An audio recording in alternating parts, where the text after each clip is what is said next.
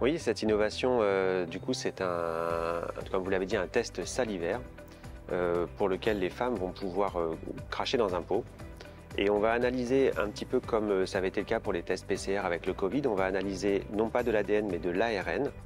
Et tous ces ARN mélangés au niveau de la salive vont être analysés par une intelligence artificielle qui va pouvoir donner le diagnostic de certitude qu'il y a une endométriose. Donc c'est particulièrement intéressant pour des patientes qui ont des symptômes de douleur, mais pour lesquelles l'imagerie traditionnelle, échographie ou les IRM n'a pas montré de lésion. Chez ces femmes-là, on était un peu obligé de leur proposer une chirurgie, donc qui est forcément invasive, pour faire le diagnostic et avancer dans le traitement. Et donc maintenant, on a cet intervalle qui est de faire le test salivaire pour leur éviter la chirurgie. Donc les innovations, on peut avoir des innovations qui vont être techniques, mais on a des fois des innovations dans le diagnostic et c'est le cas de celle-là.